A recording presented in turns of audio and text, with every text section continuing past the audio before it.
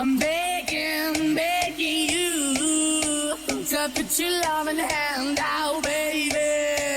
I'm begging, begging you to put your loving hand out, darling. I'm begging, begging you to put your loving hand out, baby. I'm begging, begging you to put your loving hand out, darling.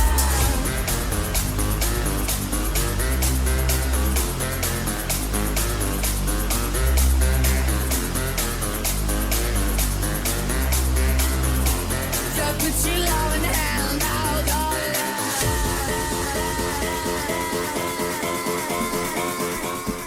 Buenas tardes, como todos los lunes, pasadas las 6 de la tarde, esto es Estudio Abierto por Radio Cultura. I'm begging, begging you.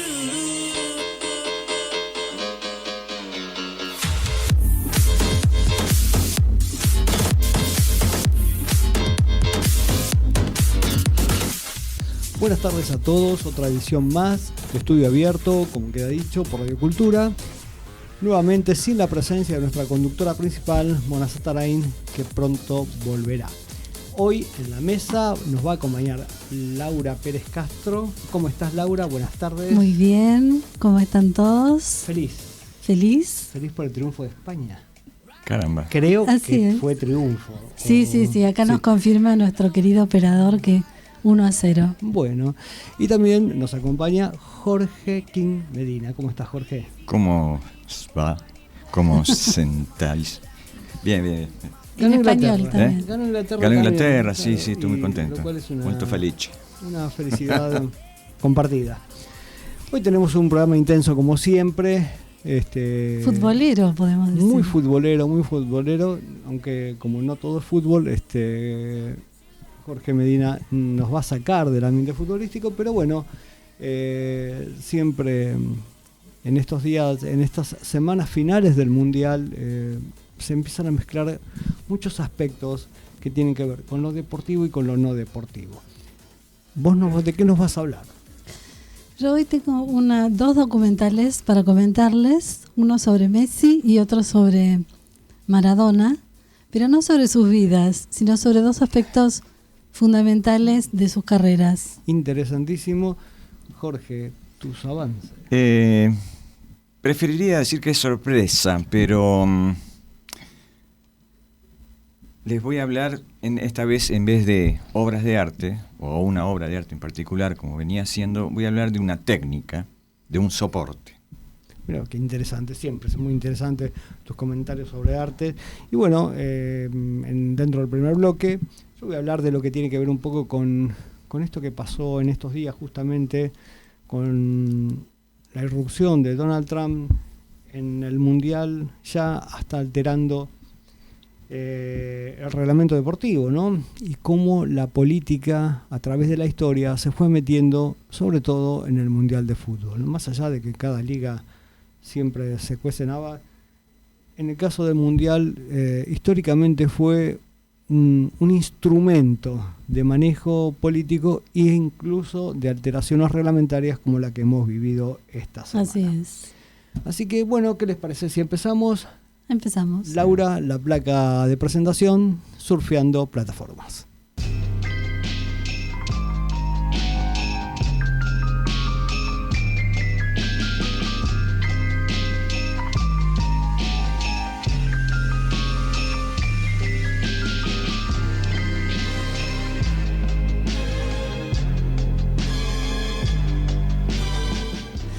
Bueno, como les dije, tengo dos documentales, uno sobre Messi, otro sobre Maradona. El de Messi, los dos, están en Disney, así que ya anótense que esa es la plataforma. El de Messi se llama Messi, la cinta olvidada, y es un documental de este año, los dos son de este año, bien fresquitos, y habla sobre cómo fue que Messi fue captado por la AFA. Ahí tenemos la placa de promoción. En 2004 Messi ya estaba en el Barcelona, como todos sabemos, y ya estaba llamando la atención de todos. Era un chiquilín de 16 años y ya estaba llamando la atención por su talento. Pero en Argentina todavía no lo conocían. Estamos hablando de una época en la que Internet no era lo que es hoy y no teníamos los medios como para... Hoy, por ejemplo, sabemos quién es Tim Payne en 5 minutos y quién es Bocinia, pero en ese momento no era tan sencillo. Entonces, bueno, Jorge Messi, el papá de Leo, siempre había querido que lo llamaran de la selección, pero todavía nadie estaba al tanto de lo que era la carrera de su hijo. Entonces este documental que se llama La Cinta Olvidada nos habla de cómo a instancias de Jorge Messi, su entonces representante, que era Horacio Gaggioli, que vivía en Barcelona también, arma un VHS, acorde con la época, un VHS para acercárselo a alguien de la selección y que lo vean, que lo descubran a Leo. Y es muy gracioso cómo sucede todo, que al final termina jugando Leo para la selección y cómo por un pelito se pudo haber escapado esa posibilidad, porque ya la Liga Española lo estaba mirando con mucho interés y en cualquier momento le iba a proponer que jugara con ellos. Discúlpame que acote, es una historia bastante conocida, sí, que por suerte está muy bien documentada, la serie, sí, sí, muy bien guionada por Disney, pero es una historia muy conocida y cómo decidieron armar ese partido clave en cancha de Argentinos Juniors ante Paraguay para que Messi de alguna manera se calce la camiseta. No estoy spoileando la serie, es lo que se conoce de la historia. Es conocido hace más de 20 años, claro. Claro, incluso hubo un documental muy lindo de un cineasta que ahora no me acuerdo el nombre español, que hizo sobre la vida de Messi y que cuenta todos estos detalles. Siempre estuvo él la voluntad de querer jugar para la selección. Siempre. Bueno, lo que rescatan en este documental también es que lo vamos a ver a Messi muy jovencito, hablando como en aquel mítico reportaje que le habían hecho a Maradona, donde muy jovencito también en blanco y negro decía que quería jugar con la selección y ser campeón. Bueno, lo mismo le pasaba a Leo, ya con la época de color, pero también siendo muy jovencito. Y bueno, él era un deseo que él tenía. Él nunca se le pasó por la cabeza jugar para España. Y bueno, también la manera en cómo llega el VHS, ahí lo tenemos bien jovencito jugando en Barcelona. Ahí, la manera como llegó el VHS, ya te digo, Horacio Gaggioli, que era su representante, resulta que en ese momento la selección argentina estaba de gira en Barcelona, haciendo una gira de amistosos. Gaggioli se entera y le acerca el VHS a Nelson Vivas, que en aquel momento era el segundo de Bielsa, que era el DT en aquella época de la selección mayor. Y le dice, mire, yo tengo acá, va al hotel, y le dice, tengo acá una cinta de un jugador argentino que la rompe, qué sé yo, ¿no le interesaría verlo? Bueno, y para su sorpresa le dijo que sí, la fue a buscar y la vio. Y bueno, cuando la vio dijo, esto es fenomenal, y se le acerca a Bielsa. Y es muy conocida también la anécdota cuando se ponen a ver el VHS y Bielsa le dice a Vivas, pero escúchame, póngalo en velocidad normal, no lo ponga en velocidad rápida. Y Vivas le dice, no, está en velocidad normal, porque no podía creer lo que hacía este chico. Increíble, era Messi en esos orígenes, tenía una explosión, claro. O sea, hacía tanta diferencia abismal con respecto a sus pares, ¿no? De la misma categoría, incluso Messi jugaba en categorías superiores a su edad. Exactamente, ya desde chiquito, ya acá en Argentina jugaba en categorías superiores, porque en la de sus contemporáneos estaba siempre mucho más allá. ¿Cómo no la vimos? ¿Cómo no la vimos? Sí, sobre todo nosotros, que Messi, bueno, jugando en Newell's, siempre hay una anécdota que es dramática para nosotros los hinchas de Newell's, que habían muchos Messi, y creo que sigue habiendo muchos Messi que después se diluyen con el paso del tiempo. No son todos los que pueden dar ese salto de calidad, de mantener la calidad o acrecentarla, como en el caso de Messi, con el paso del tiempo. En aquellos años, cuando Messi jugaba en Newell's, después vino a probarse a River, o sea, no lo querían acompañar con el tratamiento que tenía que hacerse, con el tema de la célula de crecimiento que tenía. Y el otro, la presidenta de Newell's, dijo, bueno, que se vaya tranquilo a España cuando le dan el pase, haciendo uso de la patria potestad por parte del papá. Y el presidente Newell dijo que se vaya, total tengo uno que es mejor. ¿Y quién era? Que era Billy Rodas, era un jugador de la misma categoría de Messi. El tiempo fue pasando, Messi fue Messi y Billy Rodas terminó. Nadie lo conoce, en el anonimato, claro. Sí, pero nadie lo vio y Bueno, esto era absolutamente real. Decisiones lamentablemente. presidenciales que habrá lamentado. Sí. Bueno, en su momento también estuvo la posibilidad de que fuera River. Y River lo quería y le iba a pagar el tratamiento y Newell's dijo que no. Lo bien que hicimos. Así que eso no me lo olvido tampoco, ¿eh? Bueno, igual es un documental bien cortito y dura 25 minutos más o menos, pero es muy gracioso. Es como una serie de eventos afortunados, no desafortunados. Cómo llega ese VHS a la selección, se dan cuenta de del talento que tiene Leo y finalmente lo hacen jugar para Argentina y bueno, aquí lo tenemos hoy, ¿no?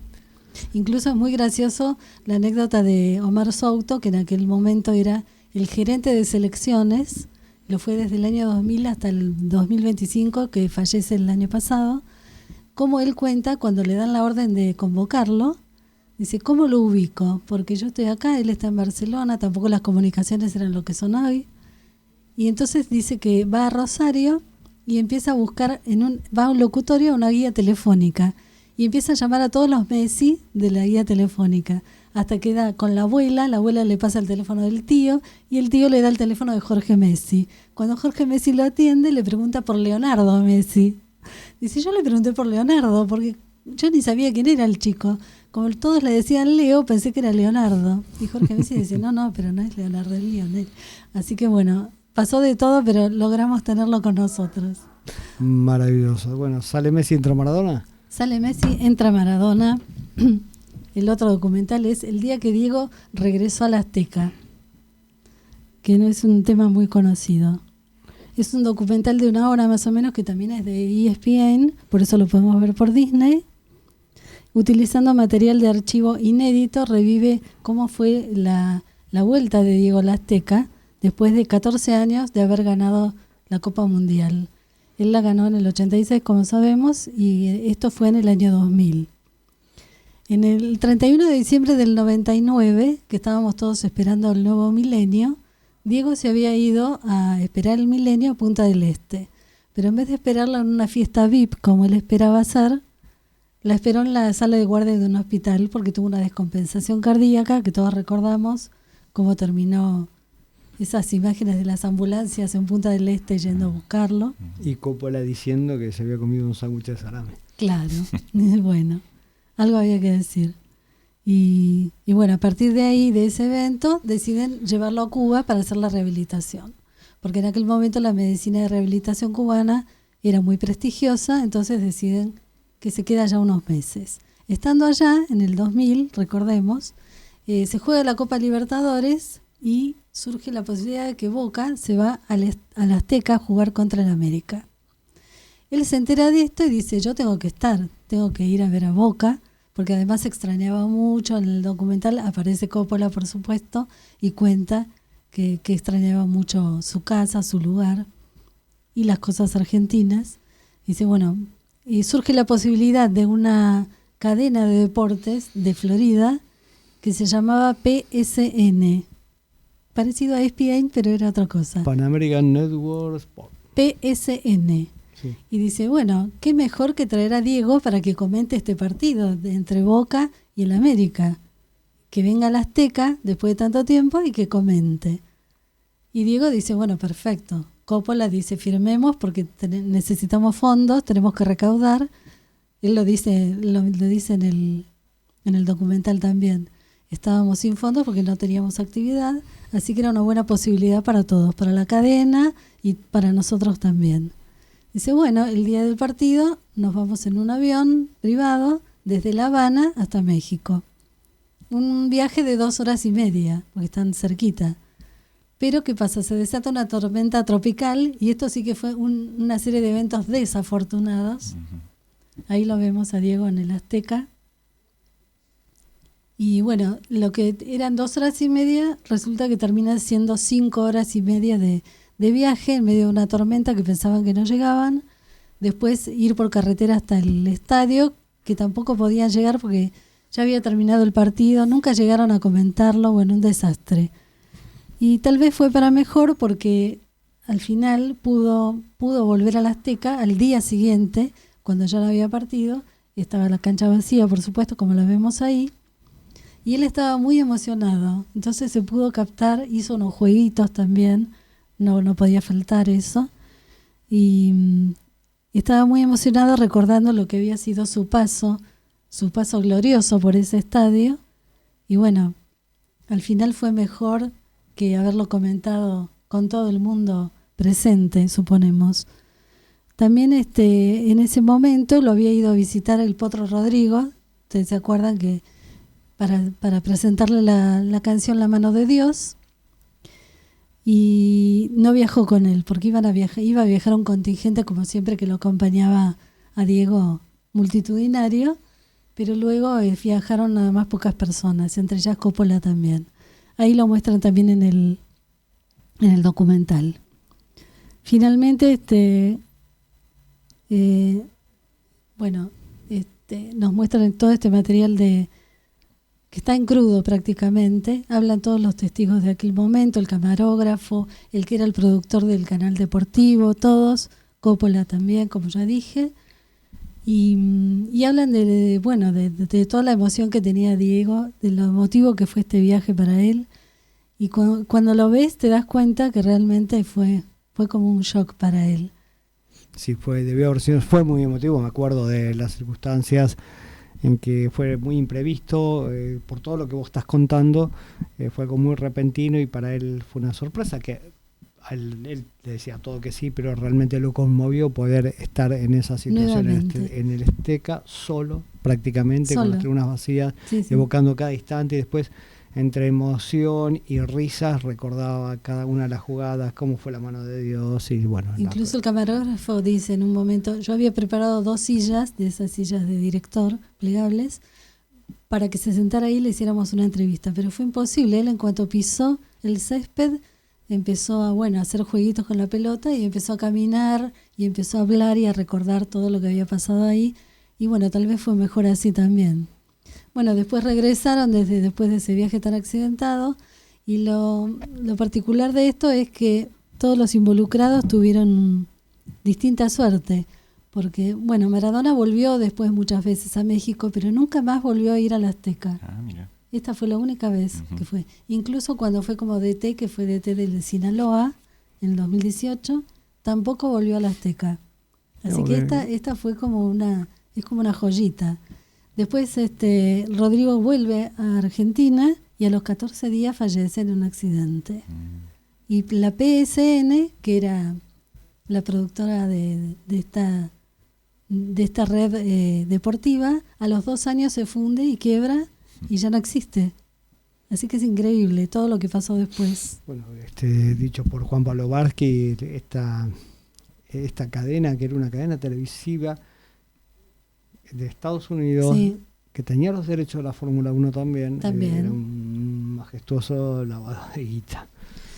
Vos sabés que también aparece Pollo Viñolo, y él dice, era una empresa muy importante, y habla, ¿no?, que tenía no solamente de fútbol, tenía un montón de derechos de eventos deportivos, y que él trabajó mucho para esa cadena, que la recuerda con mucho cariño, pero bueno, son cosas que pasan, ya no turbias. Turbias. Bueno. Turbina. ¿Qué más tenemos? Bueno, después de estos recuerdos de la infancia de Messi y esta evocación de Maradona, ¿qué les parece si nos vamos a un tema musical? El primero, por favor. From New York, it's Saturday night.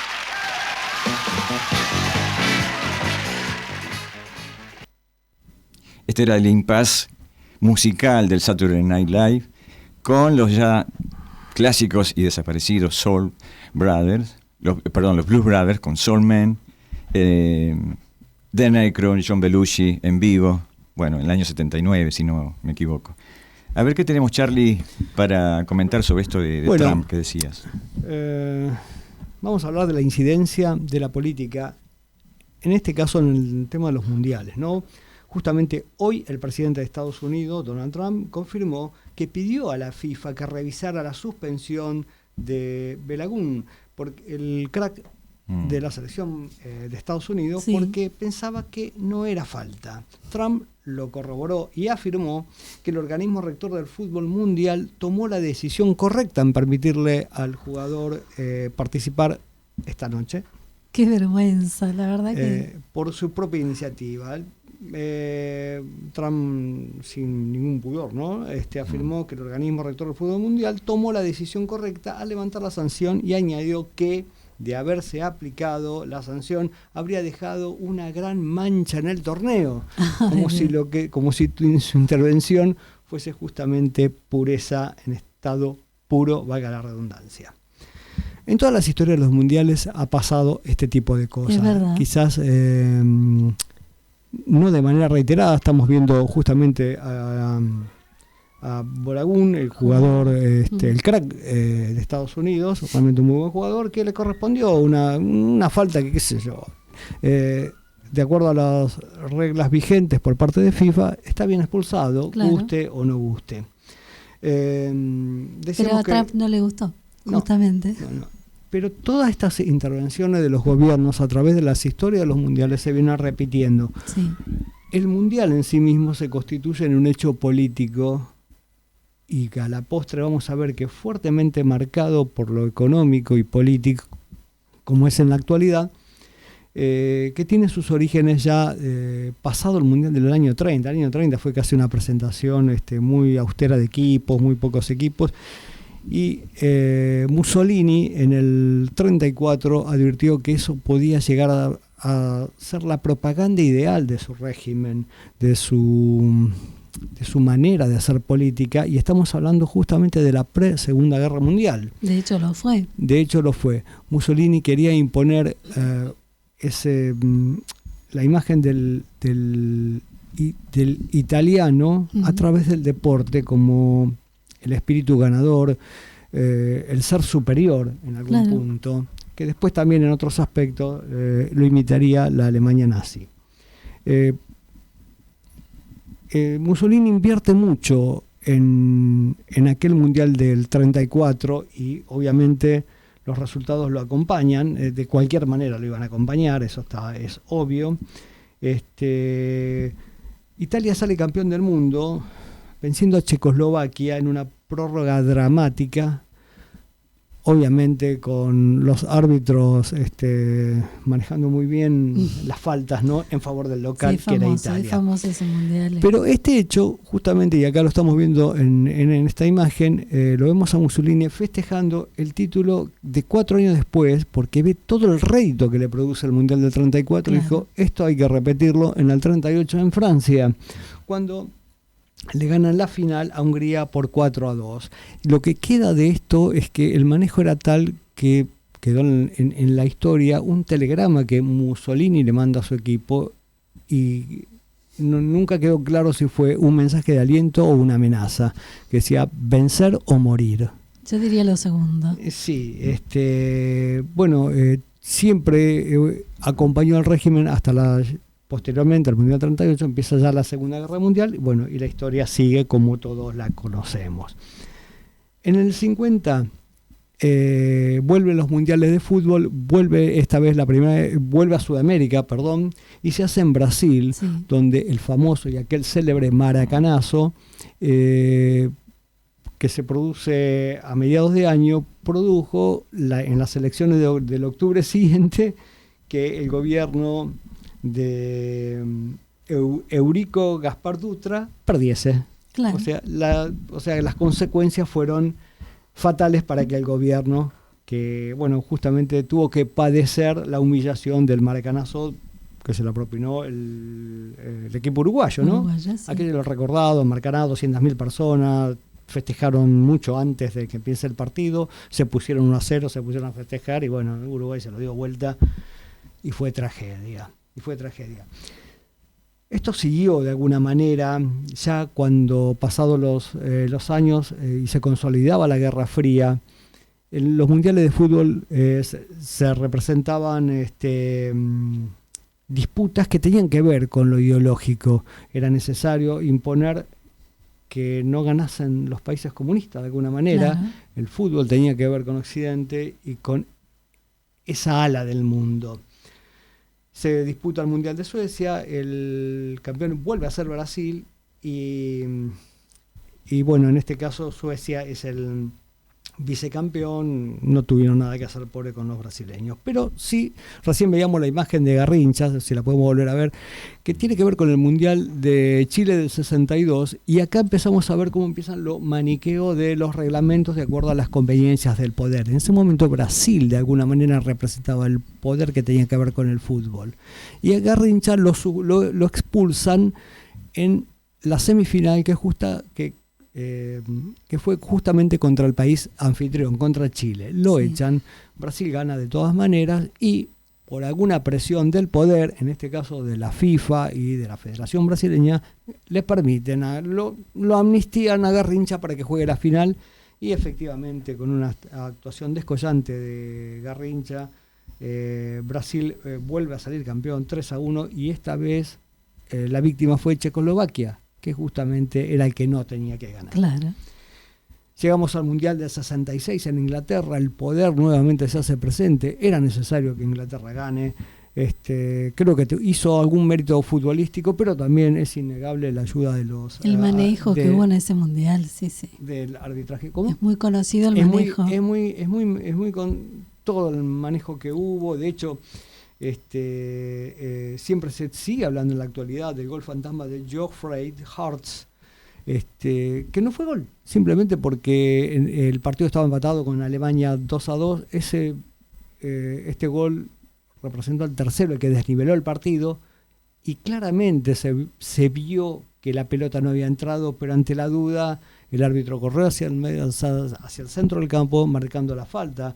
Era el árbitro suizo Gottfried Diensen, que después desapareció del arbitraje y nunca pudo explicar semejante porque era error, suizo, por eso. cuando incluso los jugadores ingleses, si bien el que marca el tanto, Hartz, lo celebra, muchos se quedaron parados porque habían advertido que la pelota le había entrado. Bueno, hoy se lo sigue recordando como el gol fantasma. Sí.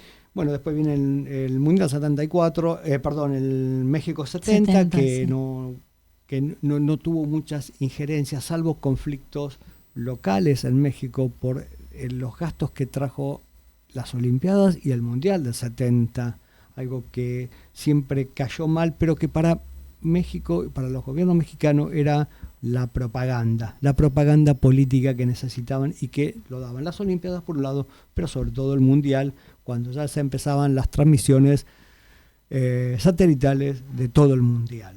Fue el primer año. Siempre le sirvieron a todos los gobiernos. Exactamente. Y en 1974 se disputa el Mundial de Alemania y se da un hecho bastante original, porque es la única vez que se enfrentan las dos Alemanias, la Alemania oriental y la occidental.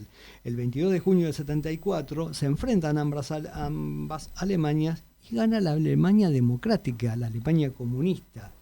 Un horror. Sí, bueno, no estaban, fue en la fase de grupos, fue un partido que se vivió con la tensión propia de la Guerra Fría, era casi el apogeo de la Guerra Fría ya después, sí.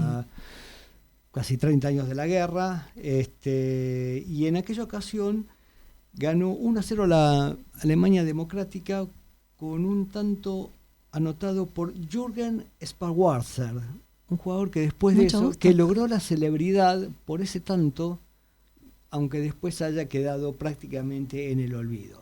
La actuación de la Alemania democrática, y acá viene lo paradójico, fue significativa porque llegó a pasar a octavos de final en su grupo, y compartió la zona con Brasil, Holanda y la Argentina.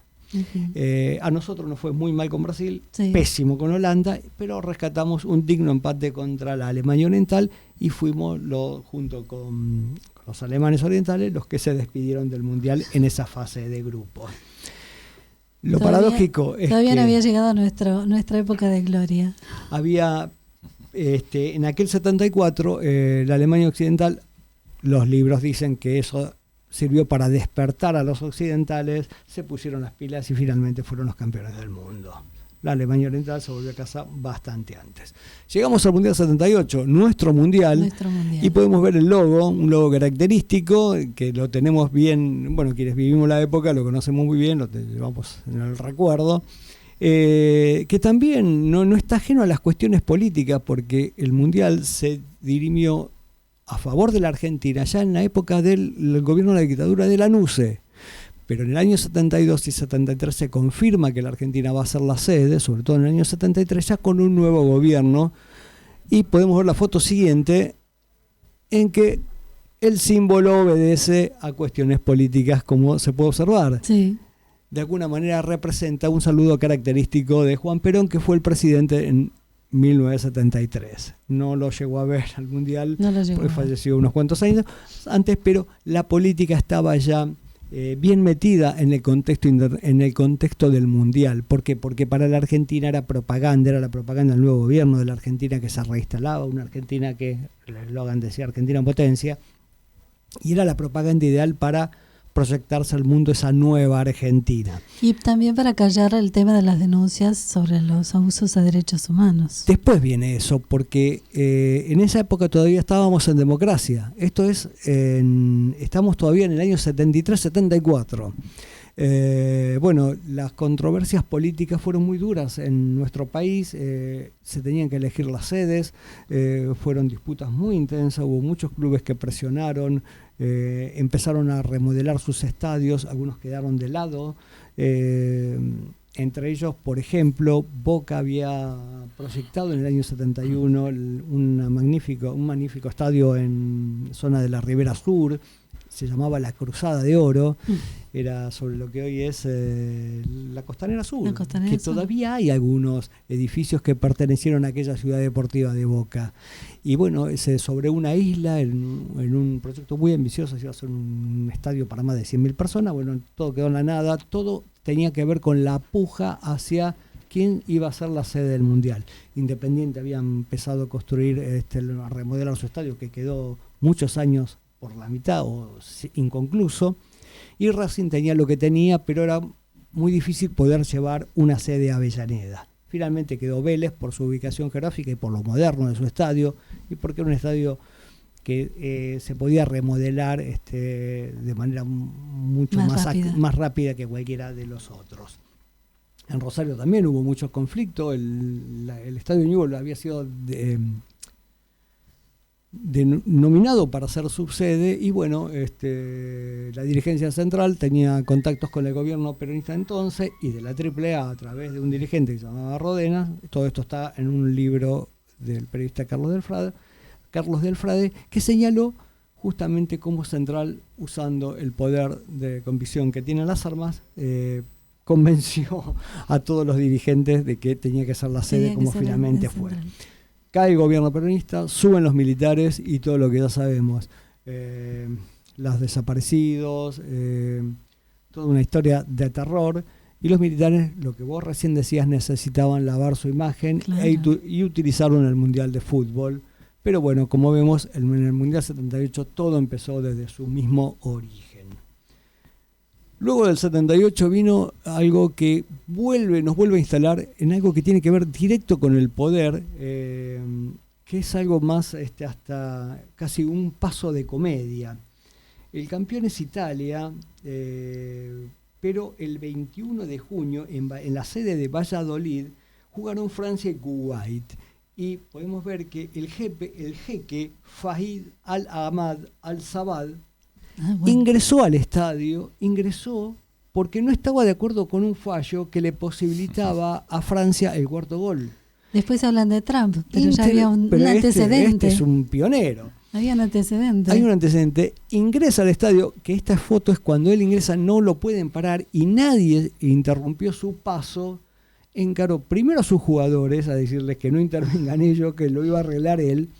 Finalmente lo hace, increpa al árbitro, que es el ruso Miroslav Stupar, y el árbitro retrotrae su decisión y anula el gol francés. Bueno, de mucho no le sirvió, porque el partido terminó 4-1 en favor de Francia, y la suerte de este sultán, de este jeque, 8 años después, no pudo defender con el mismo ímpetu que lo hizo en un partido de fútbol su residencia, y murió tras las balas en el enfrentamiento con Irak. Estamos hablando del Mundial 82 en España, ¿no? En el Mundial 82 en España.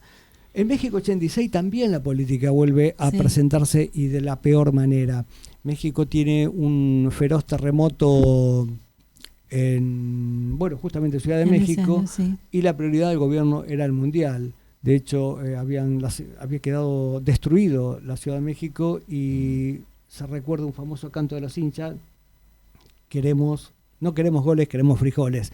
Porque no solo estaba todo lo edilicio destruido, sino que el sistema alimenticio y todo lo que tenía que ver con la estabilidad social estaba totalmente destruida, justamente por el terremoto. Pero priorizaron las obras del Mundial que finalmente se llevó a cabo. Pero ellos adujeron desde el gobierno que justamente la FIFA, tan buena, les había entregado el Mundial nuevamente, porque ellos ya habían sido sede, justamente para ayudarlos a paliar todo el problema económico que había traído el terremoto. Bueno, la denominación de México como sede fue por la deserción de Colombia, que dio lugar a México. Deserción obligada, Deserción, digamos. Porque ellos hicieron las cuentas y dijeron: esto no es para nosotros. No, porque hubo una serie de exigencias de la FIFA que le pusieron la vara muy alta, era algo imposible. Prácticamente le exigían que construyera una sucursal de la NASA a Colombia, me acuerdo porque fue muy comentado, y bueno, después pasó lo del terremoto, aprovecharon esta circunstancia y dijeron: se lo damos a México porque necesita recaudar para reconstruirse. Bueno, la asociación de los mundiales se siguieron dando. FIFA empieza a crecer como imperio comercial, sobre todo. Se empiezan a buscar nuevas alternativas a América y Europa. El Mundial del 2002 se hace entre dos naciones, Corea del Sur y Japón, que quede bien claro que Corea del Norte no. Vuelve a Europa. Era necesario, ya después de haber superado el apartheid, poder llevar el Mundial a África, y lo hacen en Sudáfrica en el 2010. Y en el 2018 van a Rusia.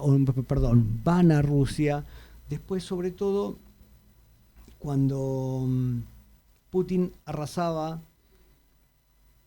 y arrastraba más que nada todos los conflictos políticos de la invasión a Crimea de 4 años antes. Putin necesitaba lavar su imagen, como habían hecho los militares argentinos, y utilizó el Mundial para demostrar. Una vez más se utilizó políticamente. El Mundial de Qatar, bueno, lo vimos todo, fue post-pandemia, pero de todas maneras siempre vemos que en el uso político que se le da al Mundial de Fútbol obviamente está relacionado con el poder de los negocios, con los poderes políticos vigentes, y que si es necesario modificar reglamentos, como hoy le tocan hacer con Florarín Balogun, no hay ningún problema en hacerlo, aunque pisoteen la ley y los reglamentos que pudieran. Sus propios reglamentos. Así que, bueno, esto es lo que hay, y este Mundial seguirá esta noche justamente con Florarín Balogun en el primer equipo de Estados Unidos. Veremos cómo va. Muy bien. ¿Qué te parece si no sé si hay una pausa musical para que vos respires y tomes vamos con una tanda. Hablaste demasiado. Pero no. La política es cultura, porque todo es cultura y porque somos radio. Radio Cultura. fmradiocultura.com.ar. Si disfrutás del cine europeo, las historias intensas, las miradas diferentes y el talento del cine contemporáneo, Eurochannel te ofrece cada día una cuidada selección de películas de toda Europa, thrillers, dramas y grandes producciones actuales. Eurochannel, el cine europeo que se siente. Disponible en Flow, canal 324.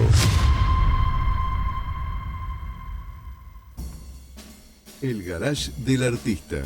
Una reunión de amigos donde creamos un diálogo sobre arte, filosofía, música y todas las disciplinas, tanto nacionales como internacionales. El Garage del Artista, con Fernando Quirós, los lunes a las 19 por Radio Cultura.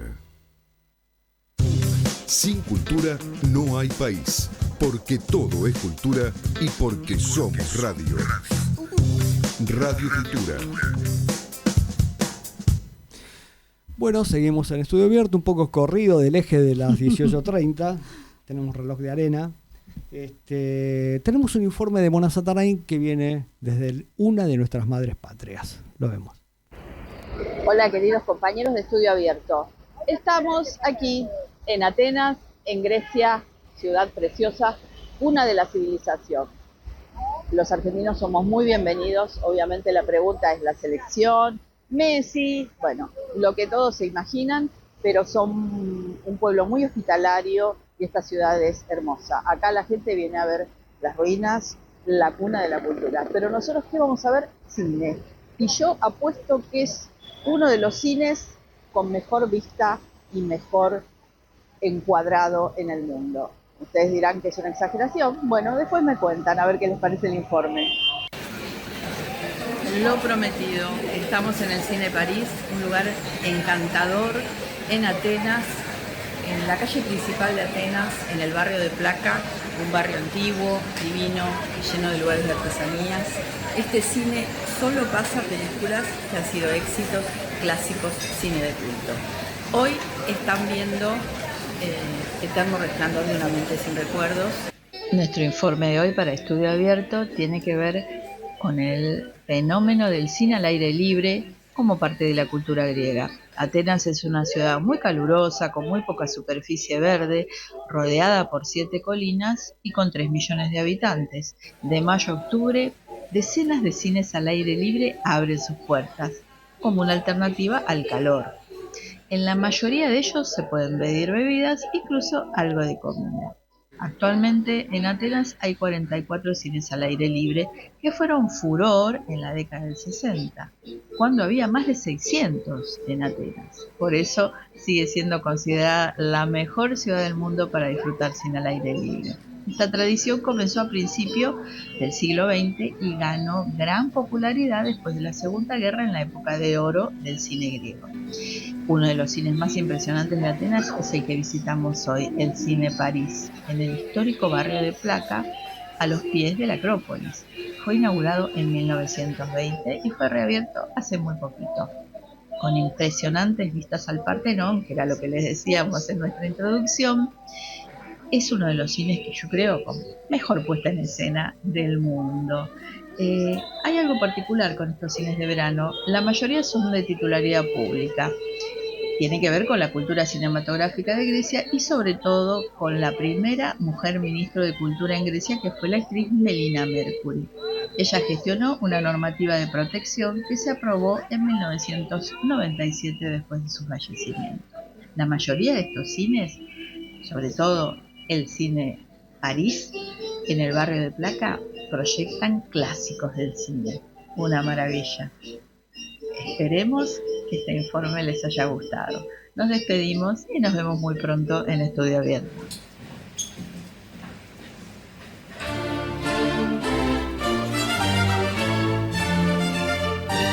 Gracias a Mona. Yo les voy a hablar hoy, en este breve lapso, de algo que de los cuales los griegos, precisamente, o la cultura griega, sabía mucho.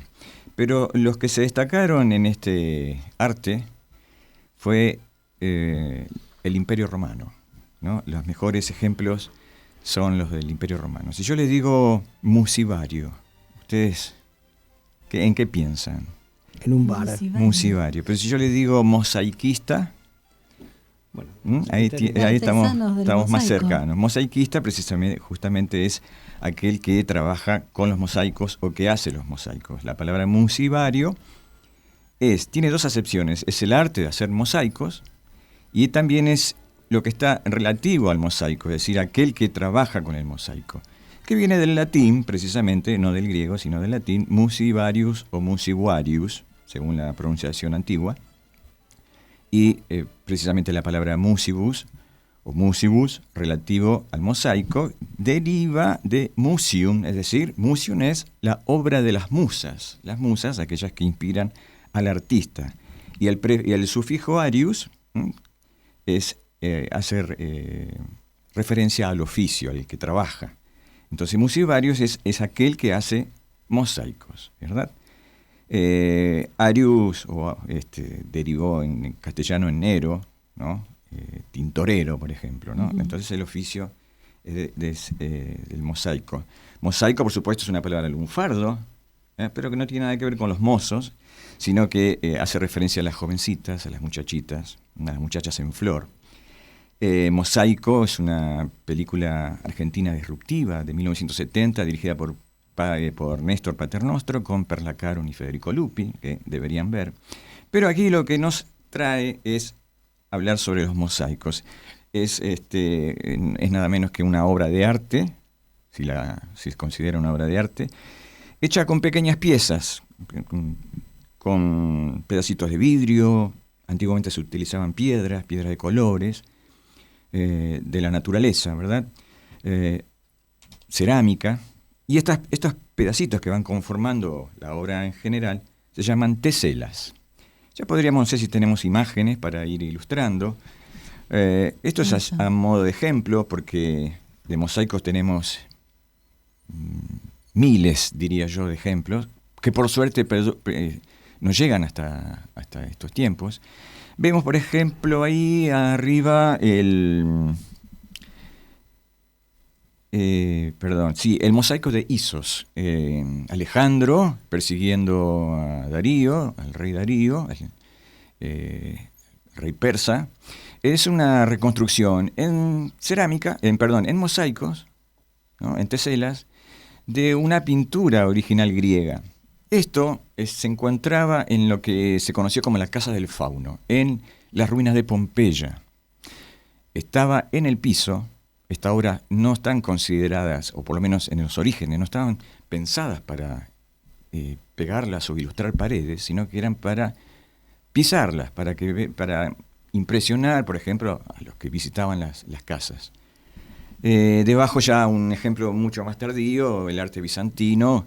Dos ejemplos de una misma basílica, la Basílica San Vital en Rávena, en la Emilia-Romagna, que está ahí debajo del Véneto, debajo de Venecia. Tenemos por un lado el emperador Justiniano debajo y en el medio a la emperatriz Teodora y su séquito. Eran con fondos esmaltados en oro, diseñados para verlos a distancia y a grandes alturas, ¿no? Por eso eran ideales para ilustrar iglesias. Ahí se consideraban, por ejemplo, más las masas, incluso como la batalla de arriba, más las masas que las expresiones individuales. Tenemos otro ejemplo, un detalle de lo complejo que era realizar mosaicos. Por supuesto, se utilizaban tesela por tesela a mano, pegados sobre morteros. Sí, es un trabajo minucioso. Un trabajo minucioso, carísimo, por eso, por supuesto, considerados obras de arte, pero por eso también con el tiempo fueron suplantados por las pinturas del Renacimiento, a partir del Renacimiento, de las nuevas técnicas y de los nuevos soportes de las pinturas y los grandes maestros, que estas representaciones así como hiperrealistas eran mucho más económicas, incluso más agradables a la vista, y además se podían transportar, pintar en lugares que no eran precisamente iglesias. Hay otro ejemplo, ustedes pueden ver ahí con mayor detalle el mosaico. Ahí dice Cave Canen, cuidado con el perro. Precisamente está a la entrada de la Casa del Fauno, que pertenece, así como la batalla de Alejandro, al Museo Arqueológico de Nápoles. Es el cartel original de Cuidado con el perro. Cuidado con el perro. Fíjate vos que los romanos, siempre adelantados a su época, o en todo caso nosotros descendemos de ellos y nos copiamos de los romanos. Vamos a una siguiente imagen. Acá nos metemos saltando, yo diría, miles de años, con una técnica que se llama, micromosaicos, ¿no? Que se utiliza para realizar pequeñas joyas, colgantes, aros, hasta anillos. Y son también teselas muy chiquitas que se trabajan con lupa, con lentes especiales, con pinzas, Se cortan ya, no como las teselas de vidrio con tenazas, sino con agujas, con fuego, se cortan, ¿verdad? Estos ejemplos en particular pertenecen a la artista argentina y amiga Piruka Arzúa. Vamos a otra imagen. Acá arriba ustedes van a ver un perro y un lobo. Estas dos imágenes, estos dos objetos, estas dos obras de arte pertenecen, en este caso, al artista, es una mujer excepcional, Nushi Muntabsky. Ahí se trabaja sobre la forma, digamos en crudo, la escultura del perro, y se van pegando las teselas. Eso sí que es ¿Sí? novedoso. Y en cambio en el lobo, ojalá ustedes puedan apreciarlo, incluso en vivo, las teselas están como paradas, pinchadas, que da el aspecto de el pelo erizado. Debajo tenemos cerámicas de Talavera de España, que pertenecen al subte B. En el subte de Buenos Aires ustedes van a ver muchos mosaicos que funcionan a la misma manera que los mosaicos, muchas cerámicas quise decir. Son cenefas, que son franjas decorativas, y en este caso hay una amazona. Y al lado, ya con la técnica del trencadís, inventada por Antoni Gaudí, es una técnica decorativa de mosaico que crean diseños uniendo fragmentos irregulares, como platos rotos, espejos, azulejos, etcétera. Muy y que característico. Ideales, exactamente. Esto está en el Parc Güell, en Barcelona, ideales para superficies curvas, a la vez que reciclan materiales. Así que bueno, esto es un panorama muy por arriba de lo que es el mosaico. En otro momento vamos a explicarles cómo hacerlos en sus casas. No, miento. Pero acérquense a estas artistas magníficas, Piruka Arzúa y Nushi Muntabsky. Bellísimo, como siempre, los aportes de gente que no está del todo conocida. Solamente es muy específico esto del mundo del mosaicismo, pero realmente es... Que se hace hoy en día, ¿no? Siglo XXI, sí, es señor. muy bello trabajo. Sí, es un poco el contrapeso que le pusimos a tanta inteligencia artificial. Tu aporte realmente nos vuelve a la naturaleza del arte, que nos está faltando mucho, y mucho menos con lo que hablamos sobre fútbol. Hoy un programa muy impregnado del mundial. El mundialista, sí. Pero qué mejor que estos trabajos mundialistas, el mosaico de los griegos para acá, para Buenos Aires. Bueno, 1901. No, son las 18:59, ya estamos sobre el cierre. Porque bien. Tengo mal el reloj. Claro. O sea que todavía, para la gente cultural, ¿tenés algo? ¿O sugerimos que vengan al cine y vayan al teatro como siempre lo hacemos? Todas estas recomendaciones. Hoy, mañana y pasado, el Parque 3 de Febrero, en lo que es ahí en Palermo, se está haciendo las podas de los rosales del Rosedal. Entonces, en estas podas, como siempre, en esta época del año se regalan esquejes, que es decir, aquello que se poda y que usted puede plantar y hacer brotar esas rosas magníficas del Rosedal en sus hogares, en sus balcones. Se entregan gratis, va mucha gente, vayan con tiempo. 6, que es hoy, ya pasó, 7 y 8, y la semana que viene del 13 al 17. Muchísimas gracias, Jorge, gracias, Laura. Esto fue todo por hoy. Estudio Abierto por Radio Cultura. Nos vemos el lunes que viene, como todos los lunes. Muchas gracias. Hasta luego. Begging you to put your loving hand out.